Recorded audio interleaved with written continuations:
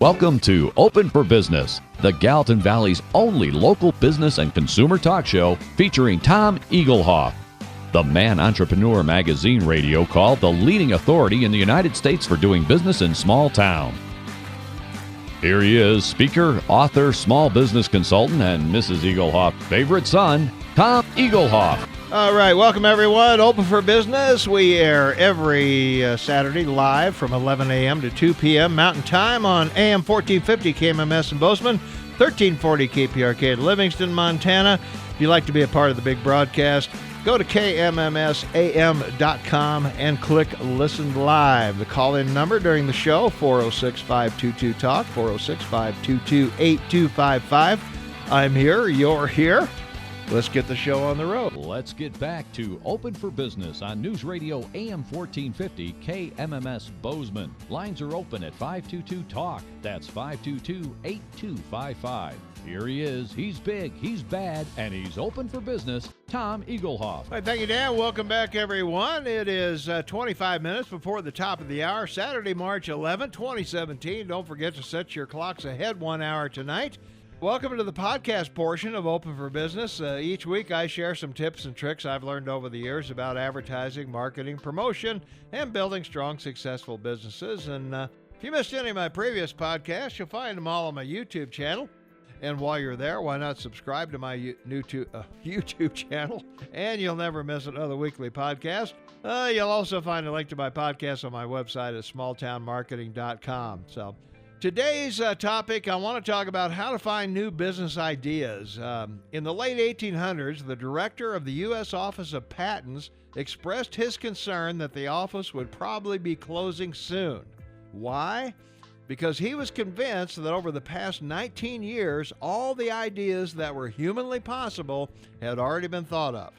He was sure life was not going to get any better than it was in 1900. And as we enter 2017, we have just one question to ask. What will they think of next? Well, new ideas hit the market at an overwhelming rate. Every time we open a newspaper, turn on the radio, we see and hear of new industries that will change our lives. And where do these ideas come from? Can you create new ideas within your own business? The answer is yes. Is it easy? The answer is no. Ideas come from knowledge.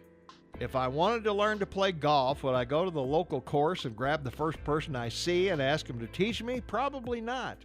I'd locate the golf pro and take some lessons. The pro has the experience to make my golf education go quicker and smoother. Each pro's developed the knowledge of the game and the procedures necessary to teach me the game of golf. So they're students of their industry. When large companies need ideas and assistance, they call on consultants. These consultants have become students of the industry. They have amassed the knowledge necessary to assist the company with new product development or problem solving. Now, most small-town business owners don't have a budget to justify these folks, so they must take a different route. They got to find a need or create a need and fill that need. Many successful money-making ideas are born out of a need by your customer. Sometimes companies develop a product or need, and a need must be generated. Most of us had no idea we needed a CD player, a smartphone, or a microwave oven until we were told and shown what they did. So how do you generate new ideas for your business? Well, there are two ways I use. The easiest way is to let someone else do it for you for free. Now that sounds really good, so how does that work? Well, suppose you own a hardware store. There are thousands of other hardware store owners across the country and around the world. They're all trying to come up with money-making ideas for their businesses just like you are. So when one of them comes up with a good idea, it usually makes the news. Now, you won't find articles about their ideas in the local papers, but you will find them in the industry trade magazines and industry association newsletters. And you're free to steal or acquire these ideas and apply them to your own business.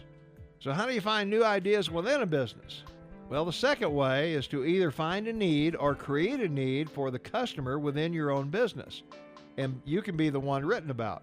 Now, if you feel you need to take this path, then you surely and truly must become a dedicated student of your industry. So how do you do that?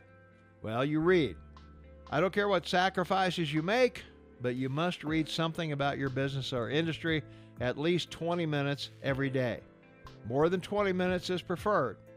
Within 1 year, you'll know more about your business or industry than 75% of the people in it. So let's look at a checklist for finding new business ideas. One of the hardest things for most business owners to do is to look at their own business the way a customer would. So here are some areas of your business to look at during the idea creation process. Your experience. Do you have experience you're not using in the current business? Can this unused experience help or benefit your customers in some way? Can you adapt it to your current business? Are you too close to the business? Business owners fall into the habit of doing things to the point that they become almost automatic. Opportunities can often be missed. So if you normally do something ABCD, try doing it DBCA and see what happens. Industry trends. What is your reading telling you about where your industry is heading? How is the internet going to affect your business? Presidential race or the Olympics or YK2 even, if you want to go back that far. Stock market, local government, you name it. Your expert image. What is the image of your business? Is there expertise you have that the customer is not receiving in some way? Is additional training available to develop new profit centers? Ask your customer, if there's one thing you would add or change about our business, what would that be? And ask your employees, if you were in charge, what would you add or change and why? I thought of a great business idea, now what do I do with it? Well, congratulations. See, it wasn't so hard. Now you need to find out if your idea will fly. Here's another checklist of things you will need to know before you can launch your new idea. Is it compatible with current business philosophy? You've spent a lot of time and money positioning your company image. You don't want to undo all that hard work by going in some different direction. If you build it, will they come? Is there a demonstrated market for your idea? Will you need to educate your customer? And what is the cost of that education? And will you have to educate your employees? And what is the cost of that education? What will be the benefits to the customer in relation to the cost of the new idea? And is the product or idea unique? Does the idea require startup costs? Can the budget support these additional costs? And how fast can the competition react to this new idea? What is the window of opportunity that you will have before others copy you? Is the price in line with similar products or services? And can the new idea be packaged with current products and or services? Can the new idea create current sales on the other goods and services you offer? To finish up, living in small towns, we sometimes feel that what's going on outside our city limits isn't really important. However, it never hurts to keep up with what's going on in our global community. Your local newspaper is probably adequate for local news, but it's also a good idea to subscribe to the nearest major city newspaper or catch up with all major news outlets at refdesk.com, refdesk.com, refdesk.com. There are government agencies that can also provide helpful information on trends and business direction.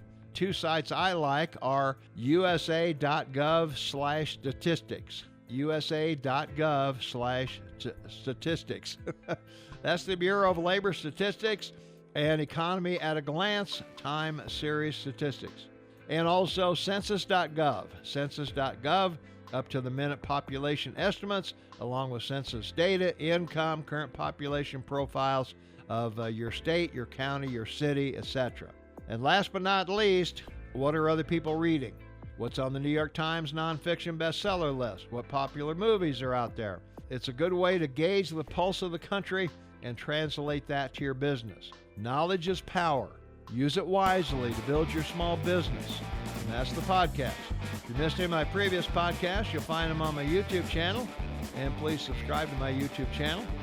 You'll also find a link to my podcast on my website at smalltownmarketing.com. That's smalltownmarketing.com. So tune in each Saturday and let's build successful businesses together.